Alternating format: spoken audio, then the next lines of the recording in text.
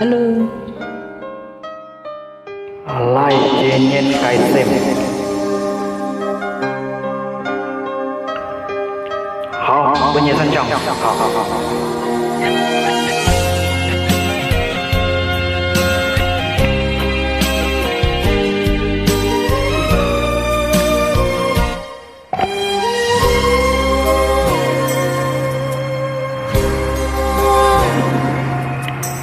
Lại chỉ những cái gì mê muội dã vời phiền nhìn nói mơ mai dòng xin dìm với ngày tiền tiền kẻ lì những mô phủi xin có những mê nhà phương dìm to mấy ngà phần dìm với nhòng hiền hãy con dạ lại chỉ con kia xin bơi phiền nhìn trời xây cái sông ali mù nhưng yêu cả thiên với con nàng ngã cây phần dìm mang lời tôi chơi ngã xìm ngã ơi này xìm tên ngã cây chuyên lại chỉ nhìn cha cây xìm mẹ con hầm chung với phiền nhìn lại chỉ nhìn cái xem họ mình chân sám mà bởi phiền nhìn hy vọng mọi chỉ nhìn như ta sám một chuyện xảy ra họ bảo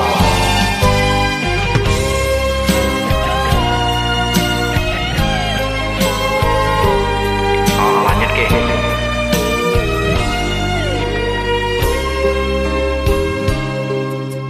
lại chỉ những cái gì mê muội dã vời phiền nhìn ngày mơ mai dòng xin dìm với ngày tình tiền kẻ liền những mô phủi xin cô nên in mê nhà phân dìm to mấy ngà phần dìm với nhòng hiền hãy con dạ lại chỉ nhìn con kia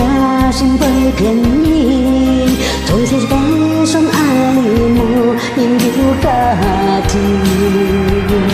bối con nàng ngã cây phần dìm mang lời tôi chơi ngã xìm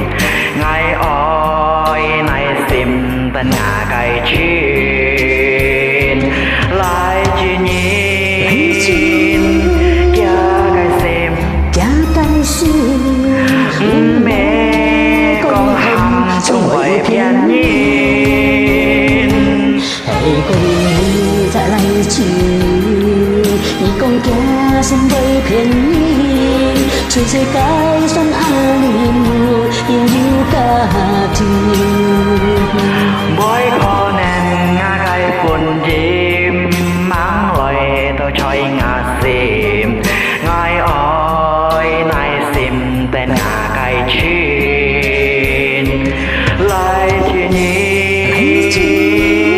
cha cây xìm mẹ con hầm chung với phiền nhìn